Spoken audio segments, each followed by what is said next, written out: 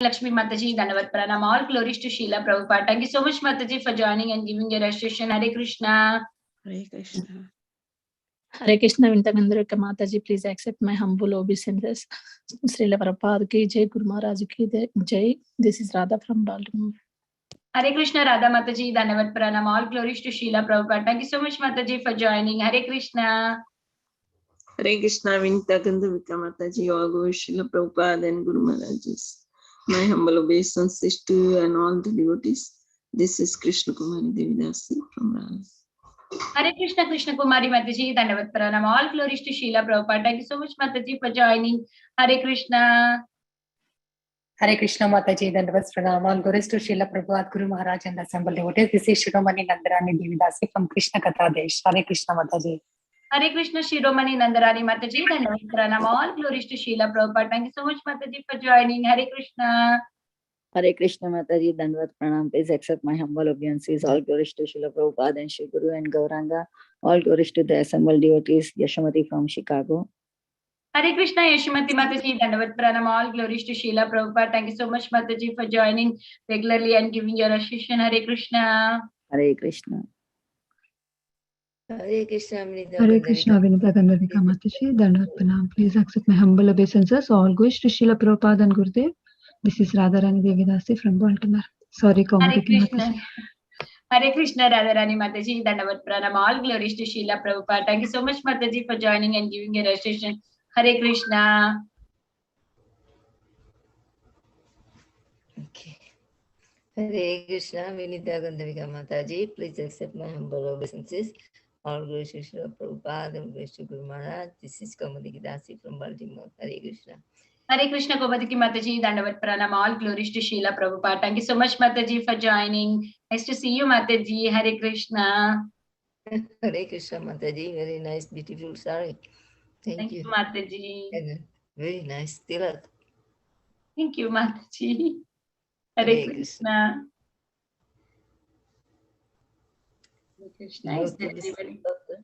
Hare Krishna, Bal Vrinda's mother, Dandavat Pranam, Srila Prabhupada, Srila Gurudev ki Jai, Shri Radha Gopinath ki Jai, Vrinda, look beautiful, Hari Hari, Gauranga. Hare Krishna, Vrinda Gopika Mataji, Dandavat Pranam, all glories to Srila Prabhupada. Thank you so much, Mataji, for joining. Hare Krishna. You also look beautiful, Mataji. Nice to see you, Mataji. Hare Krishna. Hare Krishna, Vinita Gandhavika Mataji, Dandavat Pranam, all glories to Srila Prabhupada and Maharaj, Guru Maharaj. This is Padmasaki Devidasi from Florida. Hare Krishna, Padmasaki Mataji, Dandavat Pranam, all glories to Srila Prabhupada. Nice to see you, Mataji. Thank you so much for joining in. Hare Krishna.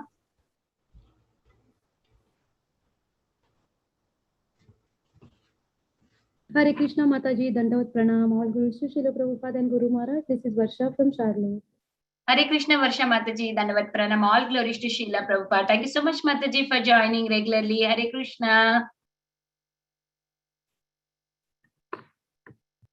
Mataji, please accept my humble obeisances. All glories to Srila Prabhupada and all the assembled devotees. This is Indulekha Karna Devidasi from Lincoln. I think Prabhuji has already joined, but he doesn't have joining. He's yet to join. He did not join. Yeah. Yeah, Mataji. Hare Krishna, Indulekha Karuna Mataji, Dandavat Pranam, all glories to Srila Prabhupada. Thank you so much, Mataji, for joining. Hare Krishna.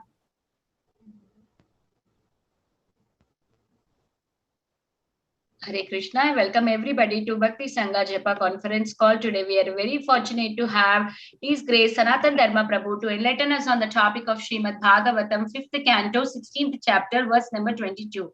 Before I hand over the call to Prabhuji, I would like to hand over it to Tiffany Mataji for brief introduction. Hare Krishna, Tiffany Mataji, please take over the call. Hare Krishna, dear devotees. Please accept my humble obeisances. All glories to Srila Prabhupada. His Grace Sanatana Dharma Prabhuji is a brahmachari from ISKCON Pune. He is a disciple of His Holiness Radhanath Swami Maharaj and has been practicing Krishna consciousness for more than 12 years. Prabhuji has studied BTech from NIT Trichy, and he has worked as a senior manager in Tata Motors in Pune. His current services include area management and project development heads at areas around Pune. He is a counselor, youth and corporate preacher, congregation preacher, secretariat voice organization. He is also a remote mentor for the New Vedic Cultural Center at the Pune Temple. Prabhuji knows many different languages such as English, Hindi, Tamil, Malayalam, Bengali, Marathi, Telugu, and Japanese. He has degrees in Bhakti Shastri, Bhakti Vaibhav, IDC, and teacher training courses. And I also humbly request dear devotees to please turn on your videos for the class. Hare Krishna. Hare Krishna. Hare Krishna, Prabhuji. Dandavat Pranam. All glories to Srila Prabhupada. Thank you so much, Prabhuji, for your valuable time and association this morning. Please take over the call, Prabhu. Hare Krishna. Thank you. Thank you so much. Hare Krishna. Today is the day I'll really be needing all of your support. I'm not keeping little well, but if you all turn on your videos, I'll feel supported. So I really need you all. If you want my energy to come out, I need your videos. So this is a humble plea again. If maximum devotees can turn on the videos, it'll be really nice. Thank you. Let's start with prayers. Om Ajnanatimidandhasya Jnananjana Shalakaya Chakshurummilitam Yena Tasmai Shri Gurave Namaha. Nama Om Vishnupadaya Krishna Preshthaya Bhutale Srimate Bhaktivedanta Swamin Iti Namine. Namaste Saraswate Deve Gauravani Pracharine Nirvishesha Shunyavadi Paschata Deshatarine Vancha Kalpatarubhyascha Kripa Sindhubhya Evacha Patitanam Pavanebhyo Vaishnavebhyo Namo Namaha. Jai Shri Krishna Chaitanya Prabhu Nityananda Shri Advaita Gadadhara Shri Vasadi Gaura Bhakta Vrinda. Hare Krishna, Krishna Krishna, Hare Hare, Hare Rama, Rama Rama, Hare Hare. Mukam karoti vachalam pangam nangayate girim yatkripātamaham vande Shri Gurum Dīnatarinam Shri Chaitanyam Ishwaram Paramananda Madhavam. Hare Krishna. Once again, a very warm welcome to all the devotees who have come for today's Srimad Bhagavatam class. I would like to present to all of you a drawing of where exactly we are. Disable annotation for others. All right. So this is our Brahmanda. All right. This is our Brahmanda. And right in the middle of the Brahmanda, we have the Bhumandala. Yes. And the Bhumandala is the earth, which is referred in the Shastras. It's something like this. It's like a plate. Okay. There's a slight clearance out here. Small clearance. Oh. You can all get that. I'm able to draw here. Yes. So this is the plate, which is exactly the center. And there's a slight clearance over here. Okay. That's how the earth had fallen into the Garbhodak ocean. And Varahadev was required to lift the earth because of the clearance there. Okay. Here is a parvat called Meru Parvat, which you all have heard. Meru. And exactly in the same line, we have the pole star. Here we have all the planets orbiting. Navagrahas, we call them the 9 planets. They all orbit different ways. All right. And the Dhruva is a planet who controls. It's from Dhruva where all the planetary systems are controlled. They keep orbiting around this particular axis. All right. So above this lokas, so this is a Svargalok. This is the Bhuvar Lok. So the sun planet comes in the Bhuvar Lok. This is called Bhulok. Om Bhu Bhuvasvaha. That's how the Gayatri mantra starts. Tat Savitur Varenyam. That is where the sun, Savitu, who is sun, who falls and enlightens these 3 lokas. Bhu, Bhuva and Swaha. Swaha means Swarga. Bhuva is the planet where the sun exists. And Bhu is our earth planet. So this is how the picture roughly looks like. I'm not making it to scale, but why am I doing this? You'll all realize this. And with the sufficient gap, here is the place called Shvetadweep. It's an island of 1 lakh square miles, which is inhabited by Shirodakshaya Vishnu. And above this are the Maharlok, Janalok, Tapalok, Satyalok. So here is where the universal stem, this is how it is, and this is the lotus of the stem, where Brahma is situated. The lotus is the Satyalok. This is the leaf of that lotus. And actually this lotus spreads throughout the entire universe, right? And here is a portion which is called as Brahma Loka. Here is the place where Jai, Vijay were situated. They were cursed by 4 Kumaras. This is the place where Durvasa Muni goes to meet the Lord in 1 year. And so that is this particular place we hear of. And even Hiranyakashipu goes to this place to search for Vishnu. And he couldn't see Vishnu, so he declares that Vishnu is dead and the new god. That's how it happens. Alright, but where are the hellish planets? The hellish planets are inside this. Okay, Atala, Vitala, Talatala, Mahatala, Rasatala, Patala. And the 28 types of hell are exactly below, over here. The structure, why I'm giving this information is it will help you to visualize the entire section ahead. That's why. This is supported by 8 elephants called Diggaj. Dig means directions and Gaja means elephant. So there are 8 elephants supporting this plate. 1, 2, 3. I'm not drawing elephants, I'm just drawing symbol. 4, 5. Drawing elephant will take a lot of time. And 3 of them are behind. They're hidden behind. 1, 2, 3. The behind ones. So 8 elephants, 8 Diggajas. They are supported by Shesha. That's why we say Shesha is supporting the whole universe, because he is holding the Diggaj. And the Shesha, Ananta Shesh, he is supported by Kurma. That's how Kurma is holding the entire universe. And even when we do Bhumi Pujan and the various, we want to lay the cornerstone, you first keep the deity of Kurmadev inside. And it was Kurmadev is the first deity which was worshipped by Srila Bhaktisiddhanta Saraswati Thakur when he was hardly 6-7 years old. His father had given him a deity of Kurmadev to worship. So that is Kurma, who's there, who's holding the entire universe. Okay, so now what are we focusing upon? There are 7 islands in this Jambu Dweepa. There's an island, okay, and the island is having the same size of its dimension. There's a corresponding water body, or liquid, we can say, liquid. There's another island, then there's a liquid body. Each time the dimensions, they double, they keep doubling up. And these 7 islands were actually created by Priyavrat Maharaj with the rim of his chariot. This is what we've read in the beginning of the 5th canto, right? So he creates those 7 islands. So that is called Saptadvipa. Many times people misunderstand Saptadvipa to be the continents like Asia, Europe, Australia, North America, South America, Africa, Antarctica. But that's not so. Whenever the Sapta Mahadvipa is referred in the scriptures, it refers to these 7 islands. And yes, there are different water bodies. There's salt water, which is called Lavana Sagar. There is sugarcane water. There is an ocean of ghee. There's an ocean of liquor and all these things. So this goes on.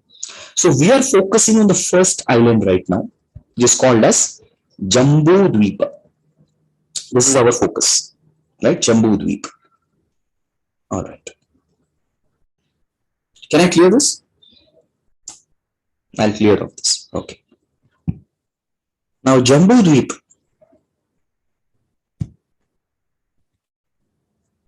is circular, and exactly in the center of Jambu Dweep is the Meru Parvat. Yes, I will draw it a little small, otherwise I'll not be able to explain other features. Yeah. And right now of the Meru Parvat, the central feature is being described. No, we'll make it curve anyways. So there are certain mountain ranges you'll be hearing. This is the Himalayan mountain range. Sarah.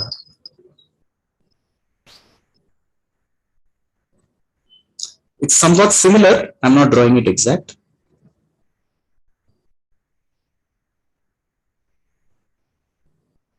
There's one more layer over here. I'm sorry. 3.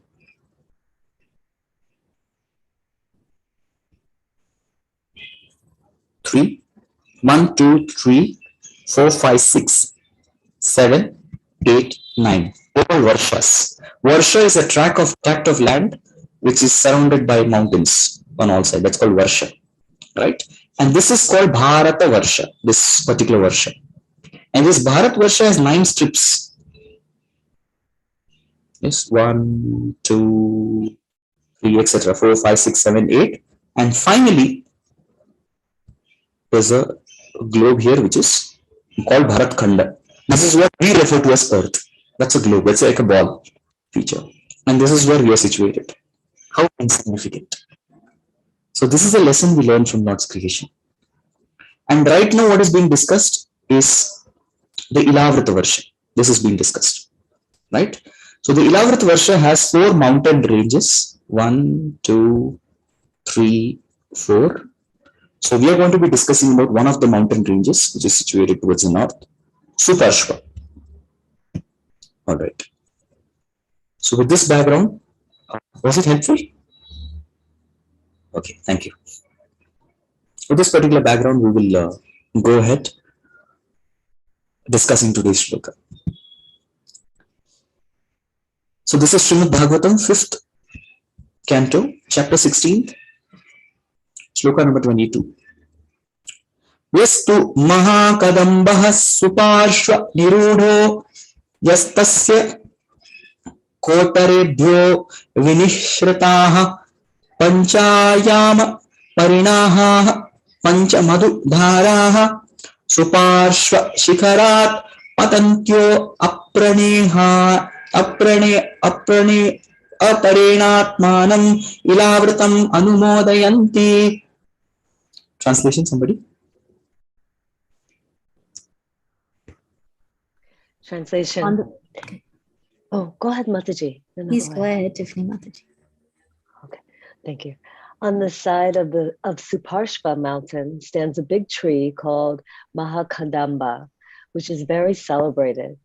From the hollows of this tree flow 5 rivers of honey, each about 5 vyamas wide. This flowing honey falls incessantly from the top of Suparshva mountain and flows all around Ilavrita Varsha, beginning from the western side. Thus, the whole land is saturated with the pleasing fragrance. Yes. Now, first of all, you want to know what is the purpose of this Ilavrita Varsha. Who stays in Ilavrita Varsha? You have any idea? Yes. Anybody? Who stays in Ilavrita Varsha? So not all of us, that's for sure. We are in Bharatvarsh. Is it Lord Shiva, Prabhuji? Yes, you're right. It's Shiva, and he's the only male member there. Yeah. We'll be hearing the pastime. And he's with his wife Parvati, and he has many maid servants there. It's forbidden for any of the male members to enter this territory. Any male member entering this territory will become a female. That's what happens to Suddumna. We'll hear this in 9th canto of Bhagavatam. Anybody entering this tract of land becomes a female, and even the horses, their gender also changed as soon as they enter this tract. This is the curse which was given by Shiva. What had happened was, once Shiva was with his wife Parvati, and they were having their intimate time, that is when some group of sages came. And at that particular point of time, Parvati happened to be naked. And they saw Parvati, and Parvati was very, she was ashamed, and she felt her dignity was gone. So she just went and appealed to her husband, and her husband said, all right, to satisfy my wife, I'll spell a curse in this area, that any male member entering into this tract of Ilavrita Varsha will become a female. So that is this Ilavrita Varsha. As far as speaking, with this one mountain range, Suparshva, there is Mahakadamba tree. It's Mahakadamba tree. And there is a hollow. Every tree has a hollow. In fact, even in Mathura, there was a hollow of a tree in which Jiva Goswami he stayed for 1 year. Recently, we had the disappearance of Srila Jiva Goswami. And that's when we hear that he was told to leave Vrindavan by Rupa Goswami because he had wasted time arguing and debating with Rup Narayan. So he had stayed in the hollow of a tree. So many trees have a hollow. And from the hollow of this tree emanates 5 rivers of honey. And each of these honey is 5 vyamas wide. What is vyama? How many of you used to follow boxing anytime? Boxing? Anybody? Heavyweight boxing, middleweight? None of you. I used to in the past. So that time there's a very particular terminology. Now the boxers are introduced. What is introduced is their height, and second most important, their weight, the body mass, and third thing is called reach. What is introduced is reach, because your boxing is a sport which is played with the hands. So you spread out your hands. Yeah, you spread out your hands like this, left and right, and that particular distance from that middle finger of yours till this particular middle finger is called a reach. This is called your reach, and this reach in Sanskrit is called vyama. Vyama. So one vyama approximately for an average person is about 8 feet. Yeah, the vyama is about 8 feet for a person, average person. The reach is quite wide. We can reach, and like this, pancha vyama wide. Yes, so these rivers are pancha vyama. Pancha vyama means 5 cross 8 feet. That makes it 40 feet. And there are 5 such rivers. So the entire river, yes, the entire river, 5 rivers, each of 40. So that becomes 200 feet. Yes, 200 feet of rivers almost. It is completely covering up the area of the Ilavrit Varsha. And this renders the entire Ilavrit Varsha very pleasing. It's a pleasing fragrance that emanates. So this is all created for Shiva.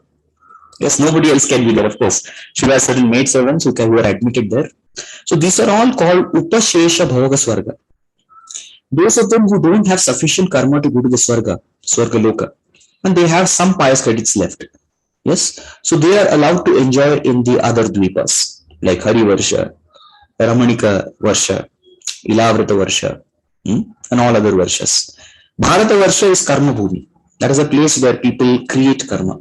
But all other places are called as Upashesha Bhoga Karma, and the life of a person in Ilavrita Varsha is 10,000 years. They live for 10,000 years. And the time there, the feel of the place is as good as Treta Yuga. Satyuga is meant for penance, austerities. It's a spiritual age. Everybody is into spirituality. And the Treta Yuga is into enjoyment. Everybody is into enjoying. So that Treta Yuga exists in this entire tract of Ilavrita Varsha also. Yeah, so all varieties of enjoyment are there. Even honey is something which flows incessantly. There's unlimited supply of honey and nobody's going to charge you for that. Yeah, that's very important. Go to the next sloka. Now what happens as a result of drinking that honey? That's going to be explained in the next sloka. Yahi upayunjananam mukha nirvasito vayuhu samantach shatayojanam anuvasayanti. Translation. The air carrying the scent. Yeah, please go ahead. Sorry. The air carrying the scent from the mouths of those who drink that honey perfumes the land for 100 yojanas around. Hare Krishna. My Hari Bol, my Lord. Usually people have a lot of problem of bad breath. That's something people keep checking. Now there are so many perfumes invented, perfume for spraying on their body and even breath. People do that, right? Bad breath. All bad breath problem is solved. You drink the honey once and you find that almost how many? 100 yojanas. 1 yojana is 8 miles. So 800 miles this fragrance is going to make the entire atmosphere fragrant. Even we see this in case of enlightened persons like Buddha and all other enlightened persons. They had one feature. What is the feature? They would emanate light from their from the head.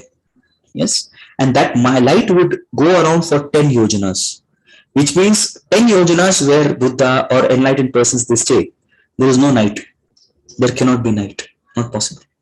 So similarly, they also this is another feature that we see, that the mouth becomes scented by drinking the honey, and for 100 yojanas around, yes, we find that it is very fragrant. So what do we understand from this? Why do we hear all these things?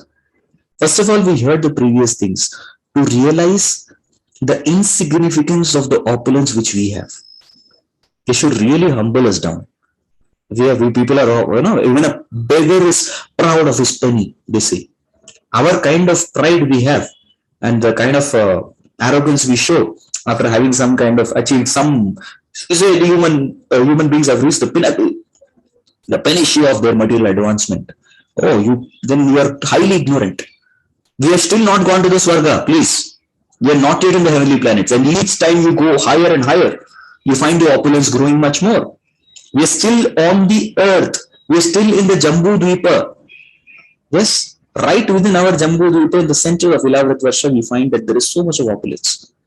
So each time we get attached to some kind of opulence here, we should meditate on what insignificant opulence this is compared to the others which the people are enjoying in the other varshas. So this should make us detached.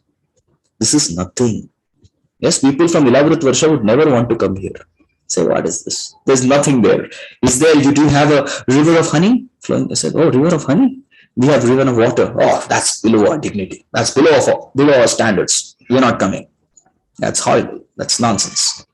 So that is what we see. And even here, we're seeing that the people, they have such kind of opulences. So they should really make us feel very humble. Yes, we should be humbled, actually, that we don't have anything. We are proud of nothing. That's what we say. Even a pauper can be proud of his penny. That's our pride in achieving something very high. So we should focus on the real opulence, which is bhakti. That's why the Bhagavatam again and again, it glorifies these places to understand that we really are at the Bharatvarsha, we are not meant for enjoyment. Yes, the tract of land in the Bharatvarsha is not actually meant for enjoyment. It is meant for doing your business to go back home back to got it. Well, enjoyment, other places. The other places are meant for enjoyment, not Bharatvarsha. Yes, so we should focus on the real ultimate opulence, which is bhakti. And we should quit this world, understanding our real business. All right, we go to the next shloka. I've been given 3 shlokas. This is the last shloka that I've been given. This has a very good purport to discuss. Next one. Evam kumuda nirudho yah shatavat vasalo namavatas tasya skandebhyo nichinaha payodati madhugrita gudannadi ambara shayyasanaabharanadayah sarva eva kamadugha nadaha kumudagrat patantas am uttarena vritam upajoyanti. Translation. Similarly, the Kudum mountain, there is a great banana tree, which is called Satvalas because it has 100 main branches. From those branches come many roots from which many rivers are flowing. These rivers flow down from the top of the mountain to the northern side of Ilavratvarsha for the benefit of those who live there. Because of these flowing rivers, all the people have ample supplies of milk, yogurt, honey, clarified butter, ghee, morsels, food grains, clothes, bedding, sitting places, and ornaments. All the objects they desire are sufficiently supplied for their prosperity, and therefore they are very happy. Thank you. Hare Krishna. So we heard about this on the Suparshva. This Kumud mountain, the second mountain which is being described. Yes, Suparshva is one of the mountains. The second mountain is called Kumud mountain. So in Kumud mountain, there is another tree. That particular tree which was there in Suparshva, that was producing honey, right? What does this particular mountain produce? So on top of each mountain, there is actually a tree. Yes, there's a particular tree. There's a mango tree, there's an apple tree, there's a banyan tree. Yes, so this kind of trees are there. We read about it. And there is Kadamba tree. So now on top of Kumuda mountain, there is banyan tree. This banyan tree is called Shata Valsha. Shata means 100 and Valsha means branches. So it is not that it only has 100 branches. No, it has 100 main branches. How many heads did Kalia have? Anyone? Unlimited, Prabhu. He had 1000. He had 1,000 heads, but even among those heads, he had some principal heads. How many? 7? 101. 101 principal heads and 1,000 other hoods. 1,000 headed hoods. In that 101 were male. Similarly, these branches has this particular branch of this banyan tree has many branches, but among them 100 are male. 100 means shata, while shows branches. Because these branches actually make a difference. What is it that they do? So these branches, from these branches of banyan tree, we find the roots come out. That's what we hear, right? Banyan tree. Urdhva moolam adaha shakam ashwatta prahuravyayam chandamsi yasya paranani satvam veda savedavit. 15th chapter. So here is a tree where the roots are coming on from each branches. The roots are upwards. Yes, the roots are coming out. So similarly, from these roots, many river streams they flow. They flow from the top of the mountain to the northern side of Ilavrat Varsha. What's the benefit? Now these rivers are really important. I'll tell you something from Chanakya Niti, very interesting. The Chanakya Niti says that one should do things. I would like to give you 2 shlokas. Both are interesting. It says that you should not live even a single day in a place. Yes, you should not live even a single day in a place which doesn't have these things. First thing, there has to be a wealthy man in the place. There's 5 things I mentioned. There has to be at least one wealthy man in the place. If there is no wealthy man in that place, that means there is no scope to become for economic development. So don't live there. So look for a wealthy man, number 1. Number 2, there has to be a Brahmana who is not just a namesake thread holder who has the sacred thread. No, he should be very well read and studied in Vedic scriptures. So that is the second thing you have to look. The third thing, the place should have a king, a leader. If there is no leader in a place, it's going to be a chaotic situation. Fourth thing, there has to be a physician because we'll fall sick. That's the nature of this material world. So you need a physician. And the last is the most important thing that you need to stay in any place is a river. So my God, by this particular calculation, many of us don't live. That's why if you see at least the Bharatvarsha civilizations, most of them, they were on the banks of river. Indraprastha on Yamuna, Hastinapur on Ganga. Those were rivers. Ayodhya on Sharayu. So most of the civilizations, they were on rivers. Because without a river, you cannot stay there a single day. That's what he says. Because a river gives a lot of benefits. And one more. This is just for your knowledge. It's not connected to the subject. It says, don't inhabit a country where you don't receive these things. First of all, you are not respected in a country. Don't go there. Number 2, where you cannot do economic development. You cannot make money. Don't go there. Number 3, you have no friends. Don't go there.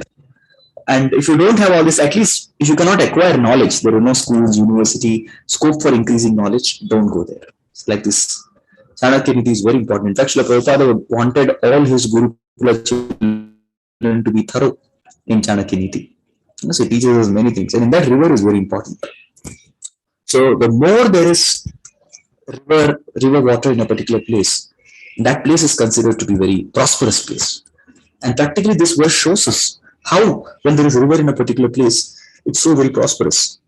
Because all people, just by the presence of a river, this particular rivers were giving people milk, yogurt, honey. Yeah, these rivers gave it. It's because the rivers are giving these products. It is not that these rivers just had water. They used to give all varieties: milk, yogurt, honey, ghee. Clarified butter is called ghee. Molasses, sugarcane, molasses, food grains, clothes. Can you imagine rivers giving clothes, beddings, sitting places, ornaments? All of these things actually, if you see, if you understand, our class is not to analyze this, but still, if you analyze from one perspective, you will find that these all things cannot be done properly without the presence of river. Because you cannot get all these things without a river. So because of this, people have all this opulence because of the river. And all the objects they desire are sufficiently supplied for their prosperity, and therefore they are all very happy. So even if you see from a perspective of Vedic life, a king had many responsibilities. So one of the responsibilities that a king had was bhavaya. Bhavaya means to provide for the material facilities. Shemaya. Shemaya means to teach people how to get out of this world. Shemaya. There is also one. But Bhavaya also is one of the responsibilities, providing material facilities. When we preach, our preaching based in Pune is based on creating student centers. And the first thing that we have been trained in is every student center should have a very nice place to study. It should have very wonderful prasadam facilities. The bathroom and the toilets have to be very good. So these facilities are provided. And then many of them would consider to come, stay, become members and practice Krishna consciousness. Yes, so all these facilities should never be neglected. And this was actually envisioned by Bhaktisiddhanta Saraswati Thakur. When he saw in the British times, the British hostels, they were very, very opulent and very suitable for any student. Any student would like to come, stay and study. They created a very good ambience. So he also ordered that even similarly we should have such student centers where there are very wonderful material facilities. If they are very nicely taken care of, people would be coming to spiritual life very nicely. Of course, these material facilities, people are enjoying their yoga. Yes, the material facilities should be used in Krishna's service. But still, they are enjoying their good karma in this particular place and having so many wonderful facilities. Let's go to the purport. Purport by His Divine Grace, A.C. Bhaktivedanta Swami Srila Prabhupada. All right. The prosperity of humanity does not depend on a demoniac civilization that has no culture and no knowledge, but has only gigantic skyscrapers and huge automobiles always rushing down the highways. Hare Krishna. Srila Prabhupada is directly attacking the material civilization of today. This is not prosperity. Yes. The real prosperity is what is mentioned in this particular shloka. Because Prabhupada always used to ask, well, you are manufacturing nut and bolts, but can you eat nut and bolts? This is a question Prabhupada used to ask. You're making big factories, industrial revolution. Because previously, in the Vedic times, before the industrial revolution, people used to work only for 4 months. That's it. And 4 months and 4 hours of work. That's it. 4 months and 4 hours. So rest of the time, people would be doing Shravan and Kirtan. They had a lot of time for Krishna consciousness. Then came Industrial Revolution. Industrial Revolution, people started working for 8 months and for 8 hours. And they used to be given free time also. Because in Bhaktisiddhanta Saraswati Thakur times, people used to go for 2 months of yatra, Rajmandal Parikrama, 60 days. My God, now we can't even imagine for 6 days. We have to literally plead and beg to our bosses and authorities of the company, please. Some people have to kill their already existing relatives. In India, that's what people do. My uncle has passed away. I need to go for some time. But your uncle died 3 years back. Oh, that was another uncle. So we will have to bluff like this to get leaves for yatra. And then came the IT, information technology, which has taken all the time that people had. People work for 12 months for more than 12 hours. That's what has happened. So Srila Prabhupada said that this is not prosperity. Prosperity is a civilization that allows people to fulfill the purpose of human life. That is prosperity. Yes, your needs are simple and you get all your basic material needs, and rest of the time you fully devote for Krishna consciousness. Right? So here there is demonic civilization Prabhupada mentions because there is no culture. Culture of what? Culture of Krishna consciousness. No knowledge. Knowledge of what? Knowledge of body and soul. Yes? None of them know the concept of body and soul. Even in India, the theory of body and soul is very hodgepodge. People say, oh, there is a soul within us. This is a very ignorant statement. You are the soul. People have to be told because people think that we are the body and within the body there is a soul. Yes. We are the body and within the body there is a soul. That's why there is no knowledge. So what you're good at is tall skyscraper buildings. This is what Prabhupada observed when he first reached Boston and later on in Butler, Pennsylvania. The tall buildings. Yes. My God, huge automobiles. There's a class given by my spiritual master. He mentioned about when he had come to Pune. So he was mentioning there about how the industries came about, how the industry started. So people wanted to migrate to cities, number one. And they wanted to do urbanization. That means people stay in a very congested manner, clustered together. That's how you live in cities. Now we are staying in Pune and we go to Mumbai. Yes, Mumbai is called the financial capital of India. On the way, there is so much of free space available, but nobody wants to live there. They want to live very jam-packed in the cities. And especially a man wants to live in the air. That is the experience the man wanted. Yes, live in the air. Which floor you're staying on? Oh, I stay on the 26th floor. Wow. People are so very happy. We constructed such a big building.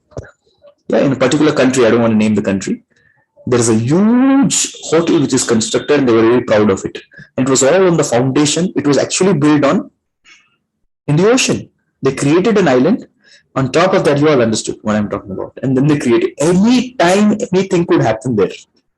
But still people want to go there. They want to go to the top and have the top view. People wanted to go up. They thought going up in terms of your height, that is prosperity. But now a person, even if he has to go up, he has basic needs of food. That is not going to get in city. So then they started transport industry. Yes, there has to be transport industry. And even after you eat food, the food is not going to evaporate within. Person has to clear of the excrete out. So there was pipeline industry which was created.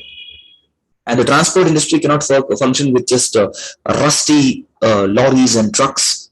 So there was creation of paint industry. So one by one, like this, all industries started to merge. And they started polluting the air, the water, and even the land.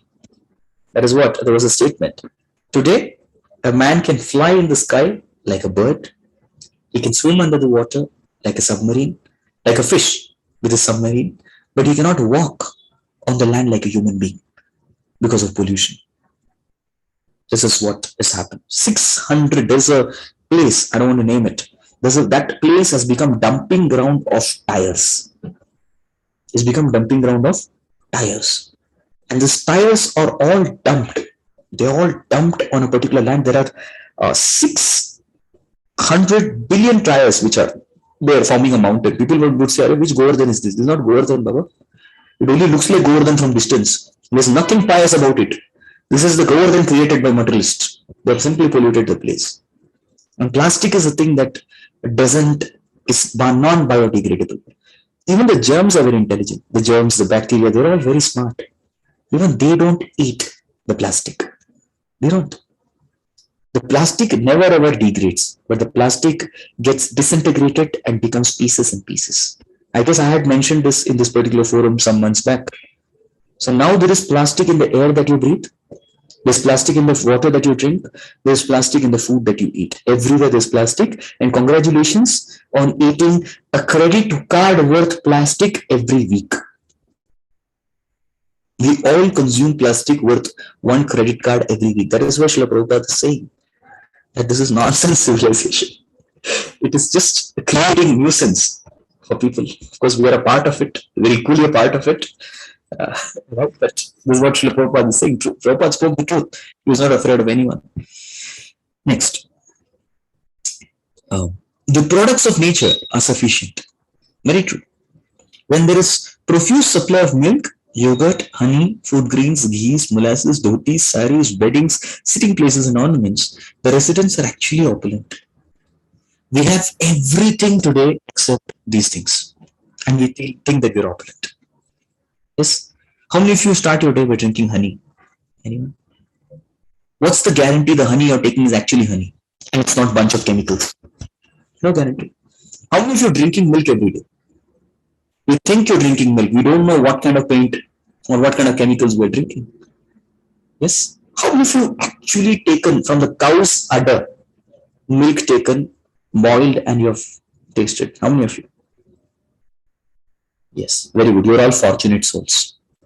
You're all fortunate souls, right? So the people don't even taste milk. It comes in the bottles. In India, it's in plastic bags. In America, it's in bottles, right? It comes in the bottles. And people think it's milk and they drink. So nothing what we are eating is actually natural. It's all GMO, genetically modified organisms. That's something we consume. Hare Krishna. The sugar that we eat contains phosphorus. So, and my goal is not to create a horror movie show here, but I'm presenting you facts. I'm just elaborating on Srila Prabhupada's purpose, which I'm supposed to do as a servant of Srimad Bhagavatam. right? So please, some of you give me those looks. Prabhu, today you're going to make us fast for the rest of eternity. No, it's not like that. We're just telling how much we're missing on. We're missing on. Yeah. So there is everything there. But residents are not opulent. We are living in artificial standards of opulence. Yes. The buildings that we're constructing, they're going to break in just about some time. Vedic times, the construction was made in such a way with particular stones, etc., that it would, except fire, all other nature elements would actually enhance the duration of the particular construction. But now the Pancha Mahabhutas, they weaken your homes. That's what happens. Our homes are all weak. The civilization is on very weak foundation. So there is no opulence. Next. When a profuse supply of water from the rivers inundates the land, all these things can be produced and there won't be scarcity. But the rivers are entirely polluted. How many of you know Yamuna, right? Yamuna. Yamuna is the sister of Yama. So when you associate it with Yamaraj's sister, Yamuna, you don't have to associate it with Yama. That's the river Yamuna. She's the daughter of sun god and is the river that floods Vrindavan. And we could see that how the rivers had been polluted by the industrial waste which came out from the New Delhi industries. Completely, it was nothing but sewage water, not Yamuna. They destroyed the river. But in this particular pandemic, when everything was stopped, the river has a procedure to cleanse itself and throw out all the waste, and Yamuna had become crystal clear in the pandemic time. Yes, you don't disturb nature. You play with nature, you manipulate nature, you disturb the nature. We are spoiling our own mental, physical, and spiritual health. Yes, we're just manipulating things. Yamuna was so clear. The only thing is man manipulating matter. This is the problem. Everything that is God made is perfect. And everything that is man-made is imperfect. Because we have imperfect senses, we have tendency to be illusion, we make mistakes, and we have cheating propensity. The 4 defects that we have. So we spoil it. So we have God. Why is man made? Man is made to spoil God's creation. That's what. I have a video. Just wondering if I can show it to you. Can I? I need permission. So just take 2 minutes.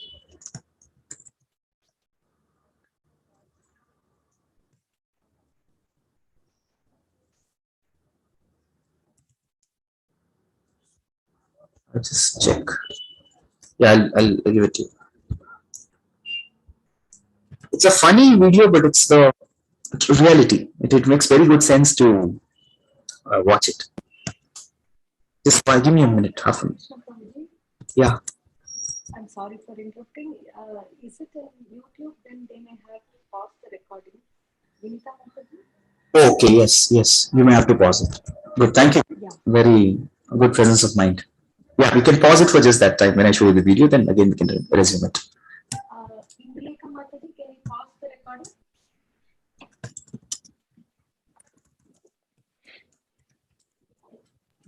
Mataji, it's hard to hear you, Mataji. Mataji, stop the live stream. Oh, should I stop live also? Okay, I stop the recording.